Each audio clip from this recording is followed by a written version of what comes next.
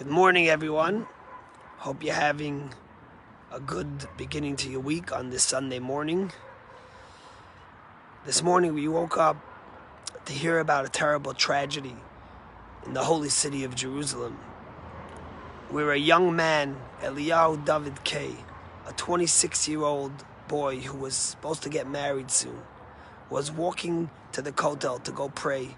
He had his tefillin in his hand and a Likutei Sichot, which is a volume of Jewish study, a Chabad Jewish study volume. He was on the way to the Kotel to pray, full of optimism, full of hope.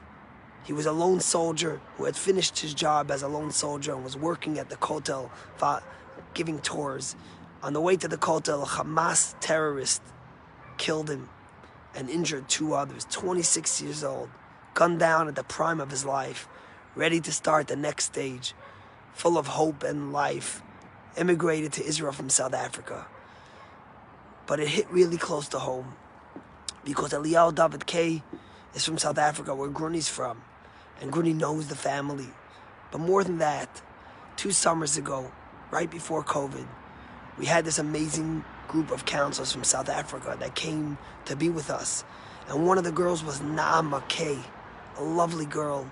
She was 18, full of life. She smiled and was so happy, always laughing. One of the best counselors we ever had. And my daughters became close to her. And Nama, her older brother, was killed. Eliyahu David was her older brother. Here's this young girl who finds out that her brother, who dedicated his life to the people of Israel and the land of Israel, was murdered, was butchered by a terrorist who just wanted to take life. It's so painful. And I thought about this past Shabbos and what we read yesterday in Shul. We read about Jacob's epic confrontation, finally coming face to face with his brother Esau, who wanted to kill him. Jacob is the first Jew in exile and the first one that has to confront enemies who want to kill him in such a way. And Jacob is preparing for his brother. And the rabbis tell us that Jacob prepared in a 3-pronged way. Firstly, he tried to appease his brother. He said, I'll give him gifts.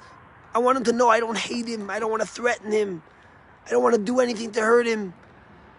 Jacob prepared elaborate, detailed gifts to give his brother, to show him that he wants peace. He also prayed to God. A Jew always prays with deep faith to the Almighty that he should save him from all challenges and struggles. So Jacob first prepared gifts to appease his brother, to show him he wants peace. Secondly, he prayed to God with deep faith. And thirdly, he prepared for war, for the inevitable. And the rabbis tell us that we always have to learn from Jacob. A Jew has to know we always want peace. Our hand is always stretched out for peace. Just this past week, Israel was lobbying with countries to help fund the Palestinian, the PA, so they could function as a government. We're constantly trying to help and better their lives. We're constantly looking to expand the Abraham Accord and to make peace with those who are our cousins. We pray, we have deep faith. This young man, Eliyahu David K., was going to the Kotel to pray to the Almighty. It was the morning Shacharit prayer, a day, the sun rose. It was full of a day of hope for him to go pray for another good day. We never take anything for granted. We always pray. But we always have to be ready for war, the Jews. We unfortunately live in an era and a time whereas the Torah portion told us last week, Halacha Esav Seina L'Yaakov. It's the law that there'll always be people who hate and despise the people of Israel, no matter what we do. We could be people of faith. We could try to appease with gifts and friendship, but there'll be people that hate us. And if underlying we don't have an army to protect us and to stand strong and to use force when needed to eliminate our enemies, we won't survive. This young Eliyahu David Eliyahu, he left South Africa. He left his home. He left the comforts of his family to become a lone soldier to protect the people of Israel. He was on the way to the Kotel to pray his morning prayers full of faith and hope. And he was a man who had so much happiness and love for others, wanted only peace, like his father Jacob. He was prepared on all 3 ways, and yet he lost his life so too soon. It's painful for all of us, especially on this week as we get ready for Thanksgiving, for gratitude, for hope.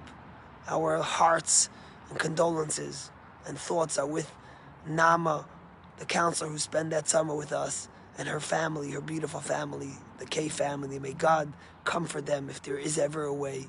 And may we all be strong and resolute in our conviction to protect the people of Israel.